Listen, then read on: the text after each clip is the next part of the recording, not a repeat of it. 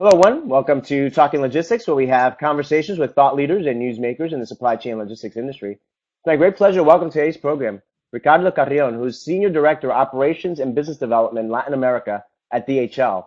And today we're going to talk about addressing challenges in emerging markets, an up-close discussion on Latin America. This is the first time that we're going to take a deep look at what's happening in Latin America from a supply chain logistics perspective. And certainly very privileged to have Ricardo with us today to kind of provide some underground perspective in terms of how he sees the market out there working at DHL in Latin America with some of the customers that they support. So certainly appreciative of Ricardo joining us today. I just want to remind those of you that are joining us live today that if you do have a question for Ricardo, you can do so via the submit a question button. And I'll keep an eye on those, and if it's a good and appropriate question, we'll try to weave it into the conversation. So with that, Ricardo, welcome to the program.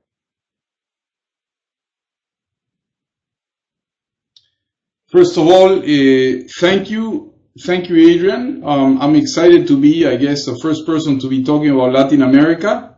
What took you so long, right? I think there's many things going on in our region, many things that are still to be done, and at the same time, many things that are being done that, based on the landscape and based on the region's facts, it makes it, I guess, fun and interesting for all of us to look into new options and new opportunities of doing business in the region. No, absolutely. That's a great question. What took us so long? And one of the things that certainly what we're trying to do here at Talking Logistics is that we're trying to make it go beyond North America and really look at other regions in the world in terms of what's happening from a supply chain and logistics perspective. So Ricardo, before we kind of dive into the topic, whenever we have a new guest on the program, I always like to find out a little bit about how and why they got involved in the supply chain logistics industry. So why don't you tell us a little bit about, again, your career path, very briefly, how and why you got involved with supply chain logistics and what your current role and responsibilities are there at DHL. Sure, of course. I'm from Latin America myself. I'm from Peru. I started off in this wonderful logistics world as an industrial engineer, really.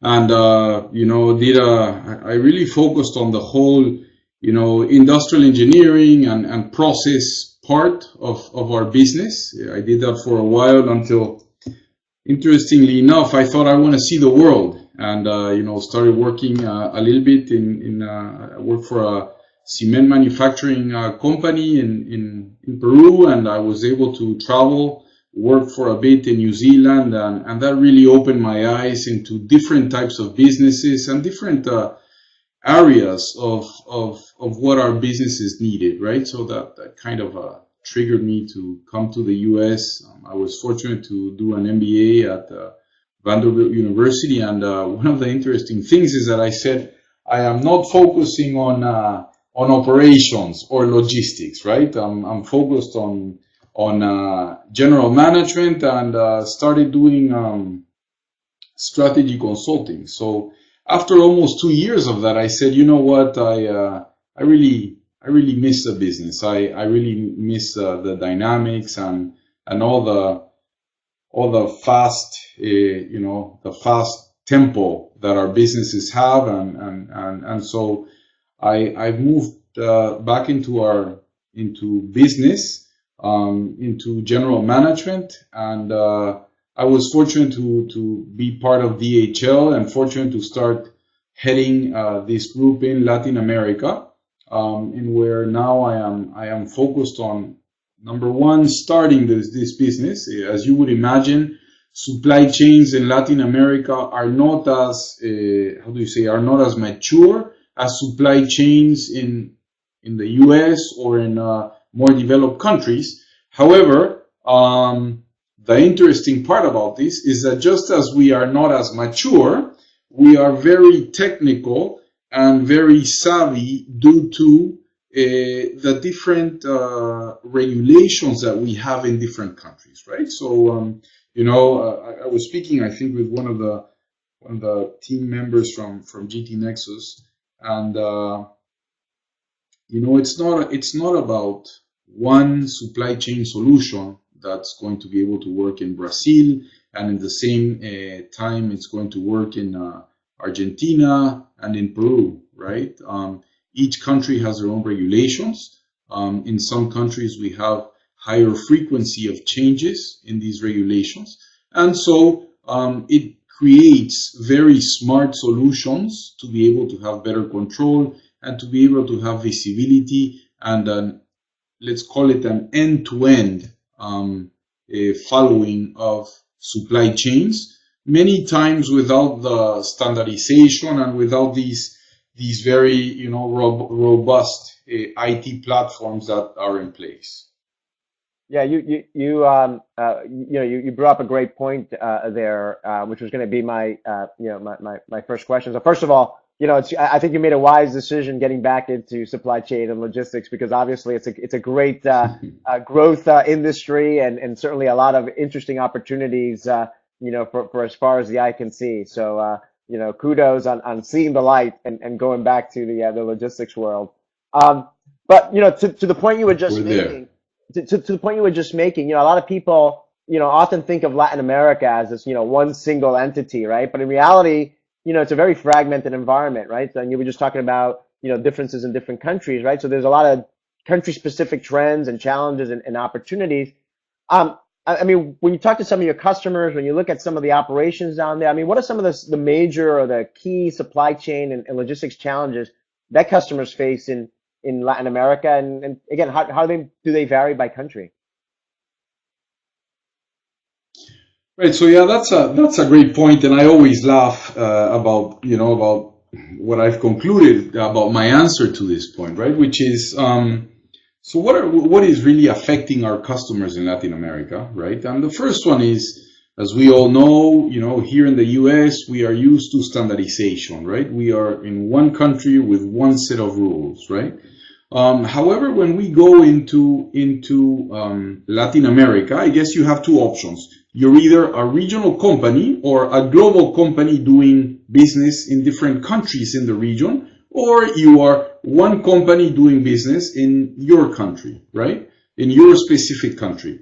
In both cases, something that is needed is that absence of standardization, and it's something that definitely you want to be able to have in place. And the second one is something that's very predictable, which is change, right? We all know things are going to change in our region. We all know that laws are going to change, right? So I think that a very good example, and for those of us that are interested in the American continent, right? We might be following the things that are happening currently in Brazil, or we just had presidential elections in Argentina, and then of course Venezuela also had some elections for their Congress, right? And these all mean that we're going to run into change pretty soon, right? So pretty soon we're going to start seeing, with the new elected Argentinian president, we might expect to see some changes in their regulations. There was a lot of focus around, promoting local businesses, right? So protectionism, right? And then as soon as you start seeing these changes in trends or in ideas from these new governments, you start seeing changes in the regulations that are going to affect our import process, right? And so deregulation, or there will be less regulation, less protectionism, right? So, to your question, what is impacting these countries? Fortunately, it makes it fun for me to see that I have a very large menu of different, needs. And at the same time, it also makes it a little bit more challenging because we have to become more creative in the types of solutions, right? So just to give you an example, if I am an importer in Chile, Chile could be, I guess, the best of importing worlds in our region, right? We feel that our processes, our imports processes, are very similar to those in the US, right? Once, of course, we have all of our tasks in place and have been completed, we receive the product at the port, and it can go to our customer's distribution center. When we perform imports in Brazil or in Peru, for example, we receive the product at the destination port, but then it has to be nationalized or cleared customs at a fiscal warehouse, right? So it adds different touch points in the process, and at the same time, different needs, right? So why am I explaining this to you? Because if you are importing in Chile, you are really focused on getting your product to arrive to your country, and then there's going to be a very narrow window of time between the product arriving at your port and getting to your distribution center. If you are in Brazil or in Peru, maybe you have to very closely measure that timeline or that time window for your product arriving at your country and then going into a fiscal warehouse, right? And so you really have to be focused or be very diligent in having your customs brokers and your teams be able to move your product from that fiscal warehouse into your own DC, because as you know, fiscal warehousing requires extra costs and taxes, and then we don't want to go into the whole demurrage costs that are generated because of delays, right? And keeping containers longer than you should really need it. So with these two scenarios that I just painted to you, it's very different, right? And so interests from our customers also vary differently.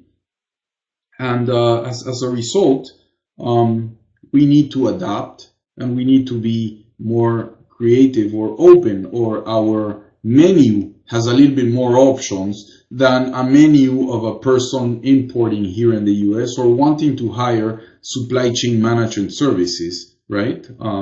So I guess that's the exciting part about it. And then if we add Argentina into the list, you have special regulations for import licenses. And then you also need some currency exchange rate benefits that the government will give you, but for specific import windows, right? So if your import windows close, then you will have the currency at the correct exchange rate. So your cost could go through the roof if you are not careful, right? Not only from a currency exchange rate, but also from a payments for storage and for demurrage. So as you can see, depending on what country we are going to have different services or solutions that are going to appeal our customers in a different way.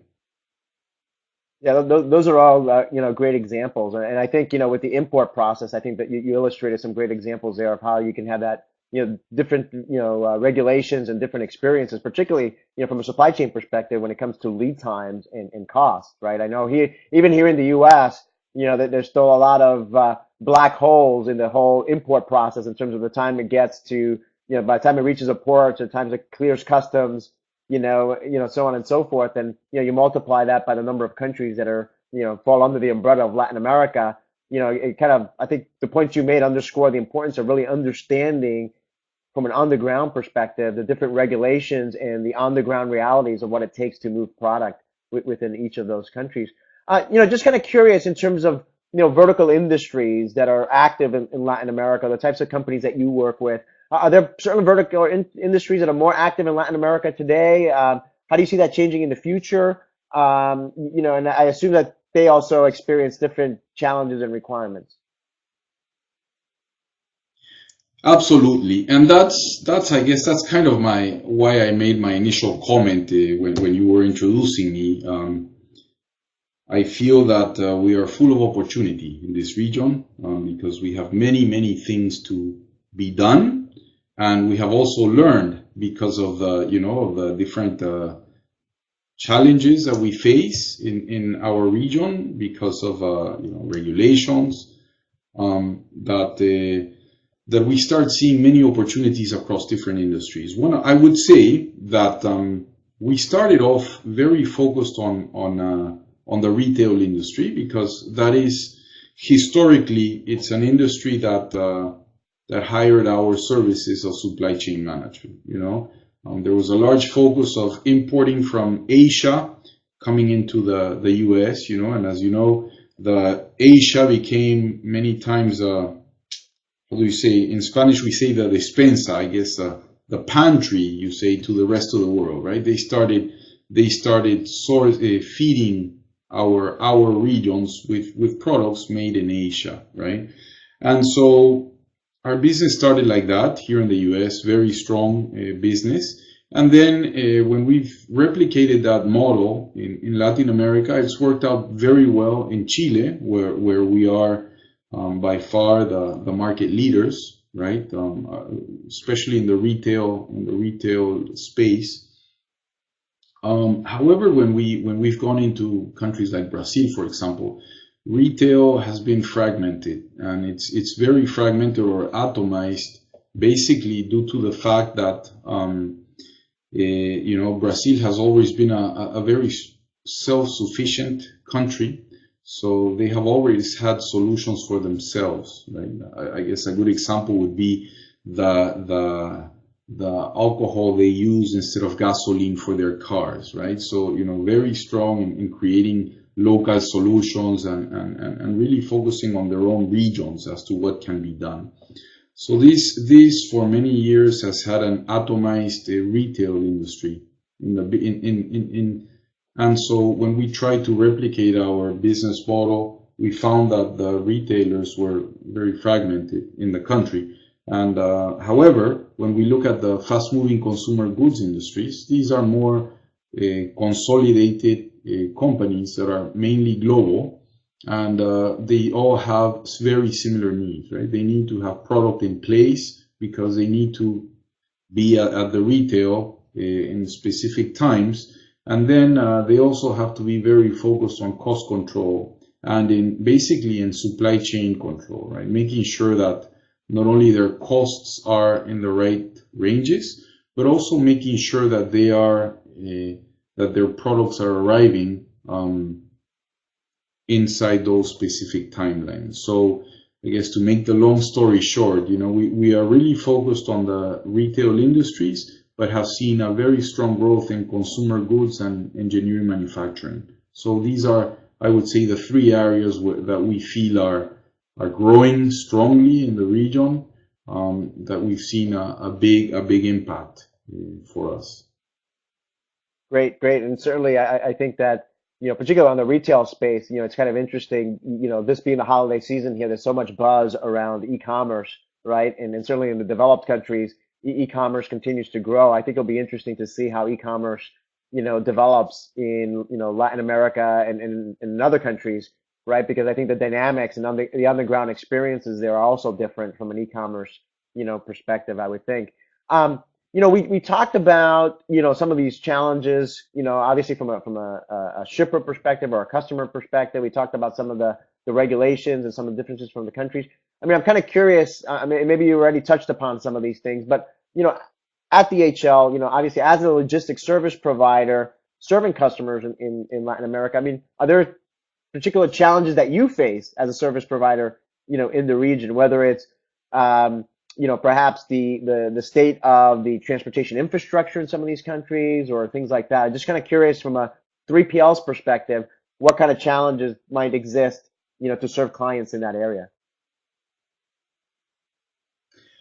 So yes, right. And one of the big topics for us currently is e-commerce and the omni-channel, right? And so these are very futuristic, not really futuristic, but these are like the things that we read in magazines and the things that we see online whenever we do our searches or listen to your podcasts, right? Talking about different types of solutions here in the US.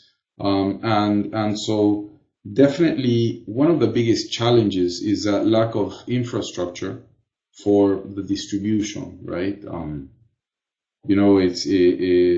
We're getting there. The growth of the retail and the e-commerce is just being, I don't know if the right word to use is exponential, but their growth and the demand for the brick and mortar retail going into a e-commerce type solution is huge.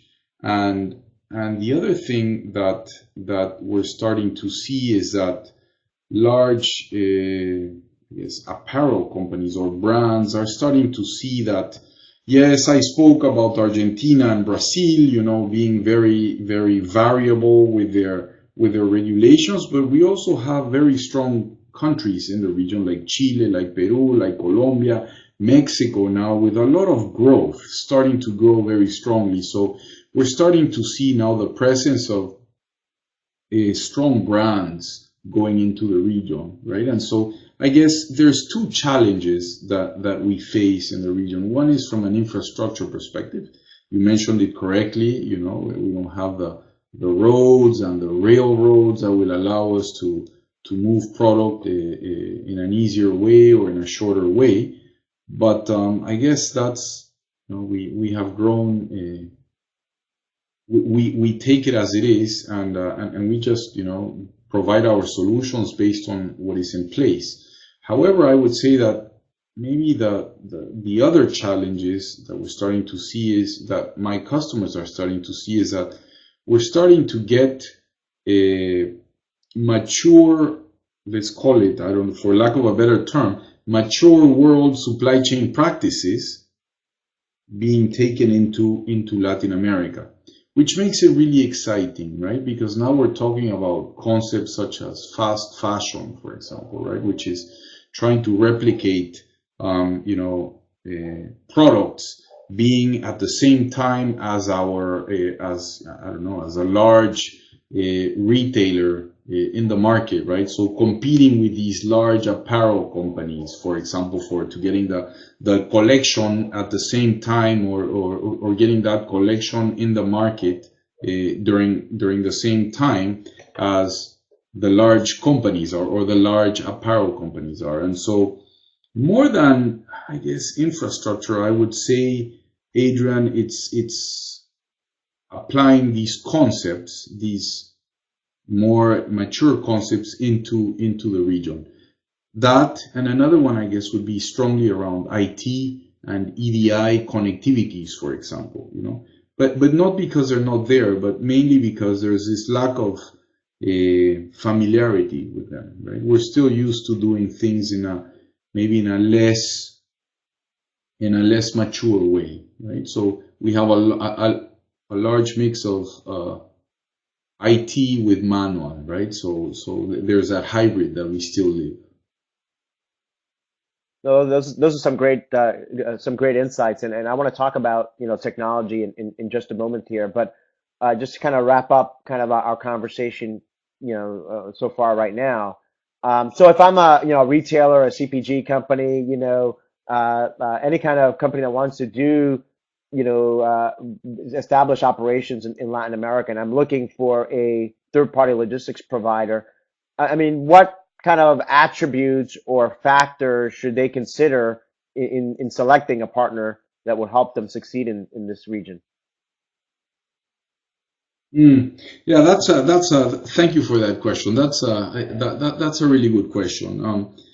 I guess one of the main things that I would recommend for a company looking for a partner in the region is standardization, right? And I guess there's two very important things. One is the whole standardization that's going to be achieved through a strong IT support in the in the region.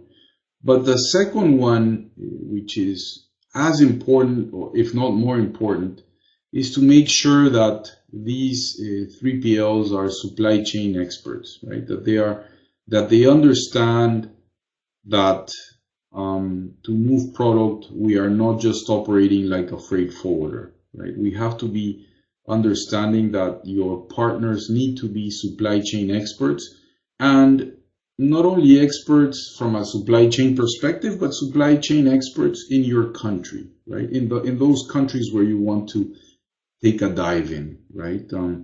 As we mentioned previously, one of the biggest challenges is the different landscapes that we have, right, in the different countries. So we could be very good at getting the product all the way to our destination port, right? So we could get the product in our ports.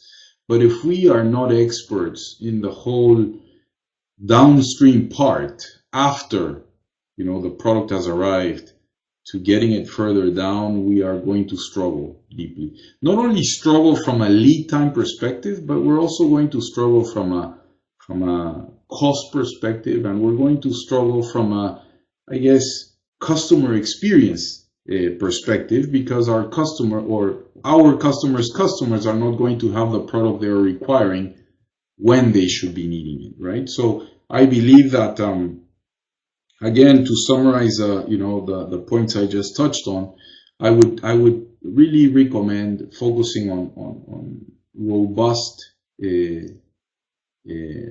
footprints of a player, and also the level of knowledge of supply chain management in the region.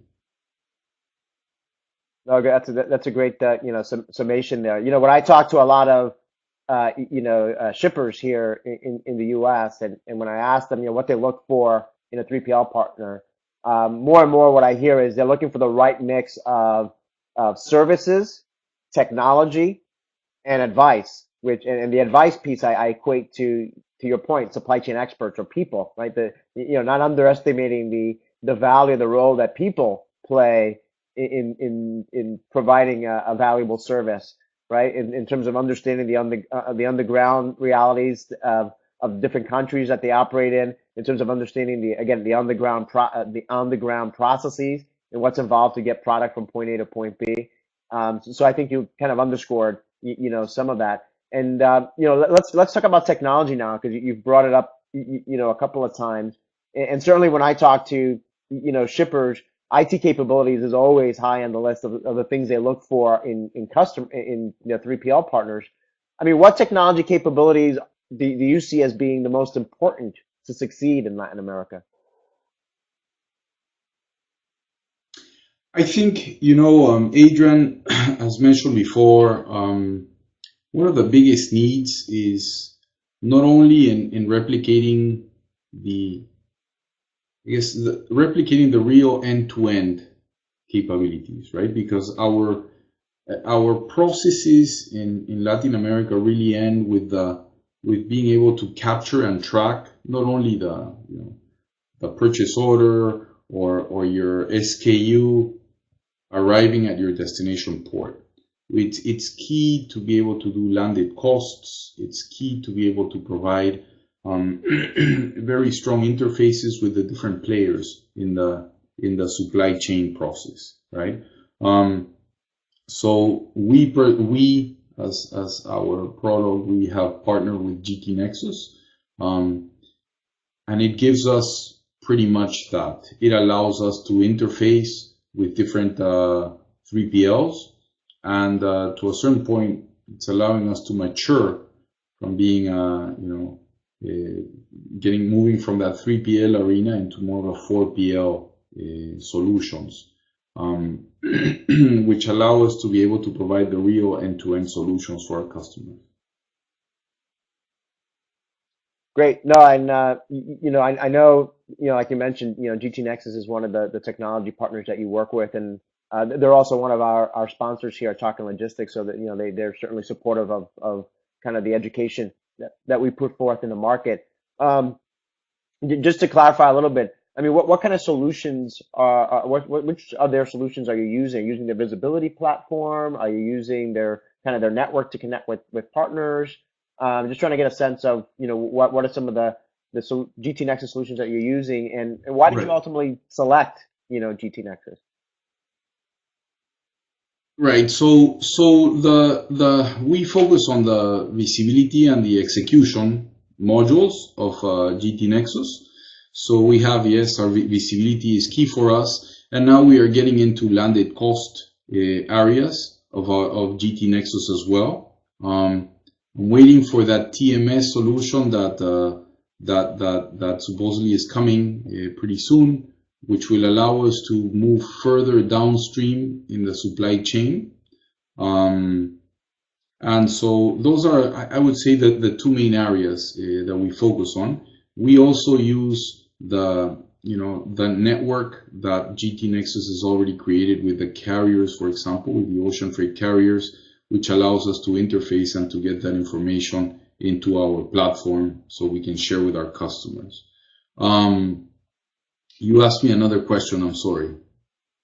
Just, basically, I'm sure you work with other, technology providers as well, but in the realm of where you're using GT Nexus, just wondering, were there any specific factors that led you to work with them in these areas? Right. So I guess I'm going to speak a little bit for our IT groups that selected GT Nexus and for our global management team. But I understand that one of the capabilities that GT Nexus brought to us is that they're a systems company, right? So they are constantly evolving and constantly innovating in all activities regarding IT, right? So it's their innovative views and perspective and constant improvements to what we currently have in place that makes us feel comfortable that we are the supply chain management experts and we rely on partners that are IT experts and that they're going to be giving us, based on, as you mentioned before, that network of customers in place that GT Nexus has. They're going to be constantly evolving and constantly bringing up to us, new opportunities or new ways of using the platform to better meet our customers' needs, right? So, even though a lot of it has been, I guess, defined or developed here in the US through our IT groups, I am constantly requesting for different types of solutions which are create some innovation or some new requirements to GT Nexus, and they're always very open to work with us on that. So I really appreciate that whole flexibility and that innovative side of them, which allows us to continue, not us, but our IT partner, focused on their core, and we on the other hand, we continue working with them in providing solutions to our customers. No, that's great. I'm a big proponent of the cloud-based platforms and what I call supply chain operating networks that really bring that connectivity to connect together and facilitate the communication and collaboration between different trading partners. Whether it's 3PLs with their customers, customs agencies, carriers, so on and so forth. And certainly for over a decade now, I've been a proponent of again, this cloud-based model that GT Nexus and others in the industry are kind of leading the way. And so I view that as, to me, I view them and some of their other peers in the industry as kind of the Facebook and LinkedIn equivalents in the business world in terms of driving some of this innovation that you talked about in terms of helping to facilitate communication, collaboration, and visibility among this across the supply chain. Ricardo, we're kind of coming up short on time here, so. Just as a way to wrap up, I mean, as you look at, we're 2016 is just a couple of weeks away. So as you look at the new year coming up and beyond, I mean, what trends or developments, should companies keep an eye on in Latin America to, ensure supply chain success moving forward? I guess I'll start off by repeating what I said earlier, right? Focus on that very predictable fact, right, or factor, which is change, right? We have to be flexible. So flexibility is something that is going to take us far in Latin America, especially in years where we have election years coming up. We just had elections in Argentina. Next year it's in Peru. Brazil is in a couple more years. We also have an Olympics. Olympics are coming up in Brazil, and so flexibility is key. A second point that I see for our region is, as I said also before, we have huge opportunities, huge opportunities around different industries. I mentioned earlier engineering manufacturing to be a very strong industry with a lot of growth. We're starting to get into green energy now, starting to see a boom in the region for this. So there's a lot of need of moving parts and products and imports and manufacturing in the different in the different countries of the region. So that is something to look into as well. So I would say that I am very optimistic for the coming years. But again, at the same time, my optimism comes with a very strong flexibility part to it, right?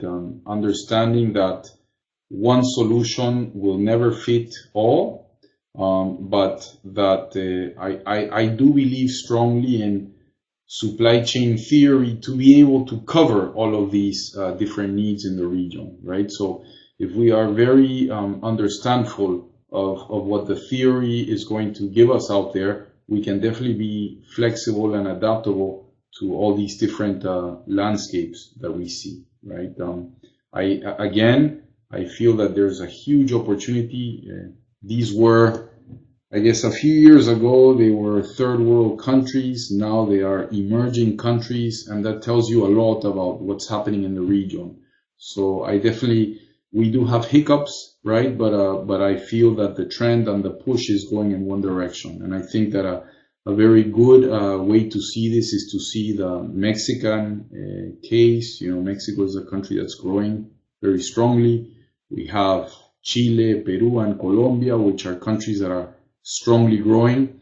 And then our big brother, Brazil, which is, going through a little bit of a hiccup right now, but they're the largest population in the region, and they as soon as they get their ducks aligned, I think that they will continue with that model that they had. What was it? 4 years ago, we were all very focused on the BRICS, right?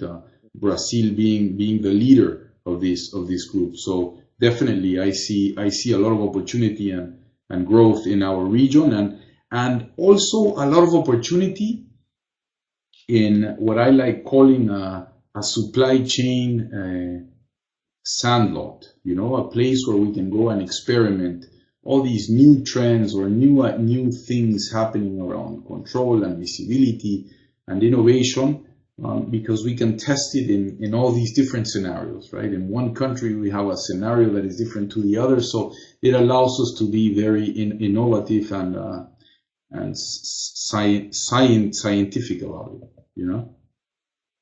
A lot of great insights there and food for thought, for 2016 and beyond. I mean, my key takeaway in terms of what you just said right now is, number one, certainly it's not a one size, fits all solution because of the diversity that, falls under, quote, Latin America. And I think you did a great job kind of highlighting some of the differences, by country there. And then obviously, with all the different changes that have occurred and will likely occur and continue to occur in the years ahead, the importance of flexibility and adaptability, which is, I think it's true overall in supply chain management wherever you are, but it's arguably probably even more true or more important, when you're dealing with Latin America. Ricardo, like I always say at the end of all our programs, we always manage to just scratch the surface on these topics. And, but certainly I think we got the conversation started great today. And I appreciate you making the time to share with us some of your insights and advice on this topic. Thank you for your time, and thank you to GT Nexus for promoting this concept.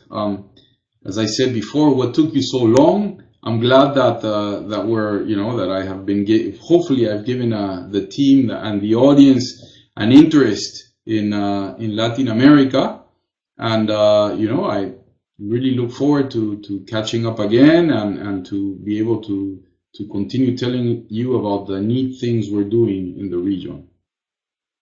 That's right. So what took us so long? I don't have a good answer for that, but what I will say is that it shouldn't take us very long to kind of catch up again in the near future here. And as we talked about, previously, maybe the next time we can do one of these in Spanish. It'd be my opportunity to, practice my Spanish, hablar español un poquito y hacer este tema en el idioma de Latin America. I would not suffer with my second language, and maybe make the audience a little bit uncomfortable with my accent or my lack of words coming up. But hey, or we could even think about doing it in Portuguese to honor our Brazilian brothers, Absolutely. Well, you did a great job. I think your English is as good as my Spanish, so I think we did well there. I want to thank all of you who joined us today in today's episode. We didn't get any questions live, but if you are watching this episode on demand and you've got a question for Ricardo, you can post your question there. You can find the episode at talkinglogistics.com. Post your question there, and Ricardo will be more than happy to respond via that medium. So again, thank you all for joining us today, and look forward to seeing you in a future episode of Talking Logistics. Have a great day.